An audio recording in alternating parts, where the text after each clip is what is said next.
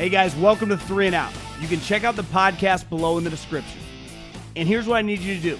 Make sure you subscribe to the Volumes YouTube channel to stay up to date to everything we're doing here on 3 and Out and the Volume. I think there were several, overarching takeaways from this Thursday night game. First and foremost with the Browns. The scheme Kevin Stefanski operates under. Shanahan, McVay, LaFleur, it is very quarterback friendly. And when you can run the ball, like the Brownies did today with a guy that I had never heard of, D'Ernest Johnson, who I just went to his Wikipedia page before I fired this up. I didn't have the volume on with Troy and Joe. He was in the AAF 2 years ago, played for the Orlando team. You can find running backs. It's why we always talk about the draft. There is a huge component to value. You don't take Saquon Barkley number 2 overall. I don't even like taking running backs in the first round. And I love Najee Harris. I love Josh Jacobs. To me, earliest I would take them in the second. Ideally, you can find guys in the 3rd, 4th, 5th, 6th, undrafted free agents, find guys in the AAF, especially in this scheme. You don't, that guy couldn't make anyone miss. He's a straight line guy. Now, he could stop and start. He had good feet. But if you can get downhill in this scheme, you can run for 100 yards. I mean, just pretty easily. He averaged 6.6 yards a carry. And Case Keenum, let's face it. Listen, I know Colin kind of trolls, kind of messes, but he's also kind of being serious.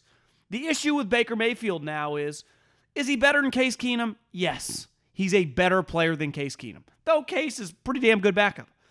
The problem with Baker Mayfield is, in a perfect world, he's like an $18 million quarterback where the top guys make 45. But he's going to want 35 to 40. You can't pay him that. And listen, he's injured. That's not his fault. I think Baker's tough. He's actually a lot better than I thought he was going to be a couple years ago. But I think he benefits a lot from this coach who, had success with Case Keenum. I know technically he wasn't the play caller. Obviously, his year with Kirk Cousins, Kirk was awesome. You're going to have success in this offense. So I think if you're this team, as these games move forward, there were some reports about Baker in the labrum. It's not going to get better. He's going to need offseason surgery. You're going to have to do a lot of deep thinking and deep analytical dives on who else we could get, what's the value, how much they want. Luckily, that's the way the Browns think. They have an Ivy League level GM. The head coach is an Ivy League guy. They're smart. I actually, Jerry Jones, and listen, I might have been wrong. Dak clearly looks like he's worth $40 million a year. I didn't love paying him that. Even though, like I said, it looks like he's probably, I still think, 34, 35 million, but, we're pinching pennies, right? Well, what are we really talking about if he's going to play at an MVP level? Baker doesn't have that in the bag. He just doesn't, especially in an offense that's not unlike Dak. Like Dak wants to carry you throwing the ball. Baker's offense is always going to be predicated on the run game. And really, as long as Myles Garrett there, playing defense. So I think it's night like tonight where you go, just ride it out. Hell, maybe you this offseason. Now, I don't know, I wouldn't want Case to be my full-time starter, but these guys are running studies. They are seeing, can you get someone a little baseball, platoon? Can I get someone 90% of Baker for $5 million when someone, trade him to Washington football team or hell, Denver Broncos and make someone pay him? Because I struggle with that one. And I'm not some Baker Mayfield hater by any means, but as you see in this offense with a running back that, let's face it, most of us had never heard of, just goes nuts because that's what the Shanahan family's been doing forever. McVay's doing that now. Look at what LaFleur's done with the running game there. It works. Stefanski's a really good coach. And on the flip side, when you can get by with any starter out in the NFL for a game, and you can win that game, whether it's Khalil Mack or Joey Bosa, whether it's Ray Lewis, Ed Reed, whether it's Peyton Manning or Jerry Rice. That backup can help win you a game, whoever that player is. And you can get by without one of the greatest players, an all-pro, a Pro Bowl level player. But the more and more the games go, right, I can win a game with a backup for a game, regardless of an opponent. The guy's an NFL player. If he's tough, if he's coached up, if he's a skilled player, even if there's a big drop-off, I can win one game, especially if I'm a good coach. I can scheme plays. I can figure it out. But if I'm a backup and I have to start for a month, for 2 months, for an entire season, I will get exposed. It's just a reality of the highest level of sports. And Teddy Bridgewater, I have nothing but admiration for the person, for what he's overcome, that knee injury at practice, and everything he stands for. I would want Teddy Bridgewater on my team as the backup. He's not a starter. He just isn't. And the more he has to play, the more he gets exposed. Just like any player in the NFL, if they had to start when they're not a starter for a month, for 5 games, for 8 games, for 10 games, they're going to get exposed. Their weaknesses are going to come to light because these opposing coaches, coordinators, make millions of dollars.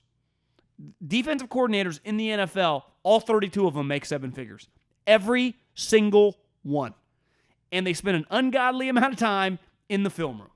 And these players on defense, at even average defenses, have a couple guys that can make you pay. Teddy doesn't have a great arm. He's just not a great player. But if he has to fill in for 2 weeks, like he did on the Saints, or 3 or 4 weeks, you can get by. But when you start him week in, week out on an average team, you get exposed. And that's what's happening. And ultimately, Vic Fangio, we've seen in recent memory, right? Bruce Arians did not get a head coaching job until he was 60 years old. And for the last decade, he's been one of the best head coaches in the league. And I think we look back and we go, God, B.A. should have been a head coach in the NFL for the last 20 years. Mike Zimmer didn't get a head coaching job till later in his career. He was a really good head coach. I don't know if he's going to make the playoffs this year, but went to the playoffs countless time. Even a Vikings fan can admit Mike Zimmer was solid. And some old guys, right, that were great coordinators, because Vic Fangio is a great coordinator. Coaches in the NFL, offensive coaches, I think 2 years ago, in a poll, said he was the best defensive coordinator in the league. He's not a head coach. Now, would he have succeeded if he would have had a better quarterback? Maybe. But I think when you see his temperament, you see his inability to do anything on offense, and I think he probably tries to influence that area, and then the defense gets worse.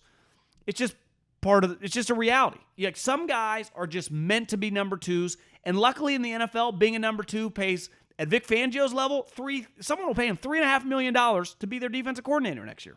But he's not going to be the Broncos head coach. They will have a new head coach next year. And Von Miller, I put a lot of money on the Super Bowl that they played the Carolina Panthers, and he was a Super Bowl MVP. I was there, and he was a huge reason that I won a lot of cash that night. I used to, when I worked for the Raiders postgame, I probably saw him play 3 or 4 straight years live. In the peak of his powers, he's as good as there's ever been as a speed edge rusher, special player. And I know he got banged up tonight, but he made some comments this week, and I don't blame him, because just like Muhammad Ali would at the end of his run, just like Kobe Bryant at the last year of his career, you still in your mind operate like you're an all-time great because you've been an all-time great your whole life. But it's probably, even though it's over, but your mind doesn't tell your body that, even though your body is done. Because your mind still thinks it has it, because your mind has never been stronger, but your body no longer has it. And that's what Von Miller is. He said he was going to have a bunch of sacks tonight, said he was going to take over. In his mind, he's still that guy. He still has it in him. He still probably works as hard. He's as locked in, his film study. His body doesn't equal that anymore. Like, Myles Garrett doesn't need to say that. He can just kick everyone's ass because his body is an unstoppable force, like Von's used to be. But it's over. And it's just the sad reality in the sport of football is for guys like Von Miller. It's not like Von's 40 years old, right? He's probably 30, 31, 32 years old, but it's over. He's had a major injury. He's no longer the same. His quickness, his explosion, it's just not quite there. He's just not a dominant player anymore. And it's sad to see. And that also goes back to Vic Fangio, the Broncos. They're just not as good. Like, they pay him a lot of money to be an elite player, and he's just not. And when you have a backup quarterback as your starting quarterback and your team's already a little flawed, that's what you get. Like, the Browns just right now have a better roster, even with their injuries. And a coach who can have more of an impact because his running scheme, like, it's hard to be a defensive coordinator, being the head coach. Like, it's just not really working. It's not working for Zimmer either. That's why I'd always hire an offensive coach, i.e. Stefanski. It's like, I know the final score is 17-14, but let's face it. The game I watched wasn't really that close. So Teddy Bridgewater, I think next year he'll find back to where he should be as a backup. And I think Cleveland will just ask themselves moving forward, what the hell do we do with Baker Mayfield? Thanks for watching 3 and Out. You can check out the podcast below in the description. And make sure you subscribe right now to the Volumes YouTube channel.